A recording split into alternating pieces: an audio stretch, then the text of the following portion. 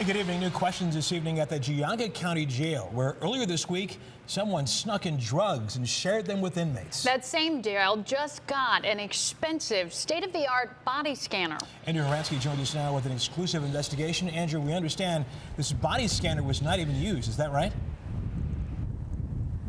That's correct, Russ. A recent Channel 3 investigation found out that there has been a 41% spike in contraband confiscated from inmates across Ohio. Think things like drugs, cell phones, tobacco, alcohol, things such as that. It's why the department here in Geauga County purchased a state-of-the-art scanner they said was even better than the ones being used by airports. Tonight, the question is, why weren't they using it? Documents obtained by Channel 3 News reveal a disturbing incident from January 28th at the Geauga County Jail, where a 27-year-old man during booking allegedly bypassed the department's scanner, sneaking in pills and heroin, all in his underwear.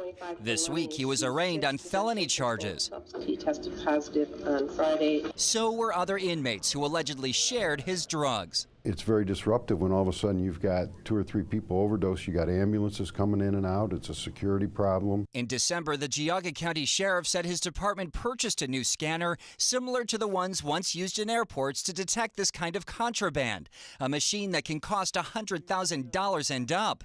But in this case, sources say it wasn't used, since the department's policies and procedures required training that hadn't yet happened. Other departments certainly know the cost of waiting. Last year, an inmate overdosed and died at the Lake County Jail for the second time in as many years. The department didn't yet have its scanner. When an event happens like that, people seek to bring litigation against the jail and say, why didn't you prevent this?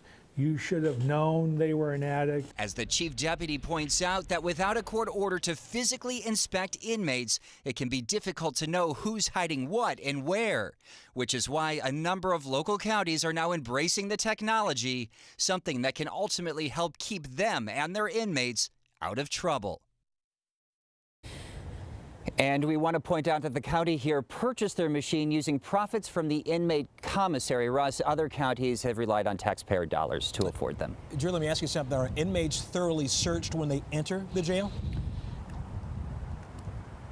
Well, it's an interesting question, Russ. I think maybe you're alluding to how closely they're searched, whether they do those strip searches. And I did ask that question today. It was a little bit awkward to do so, but found out that they are able to, if probable cause exists, do strip searches on inmates that come in here to the county jail.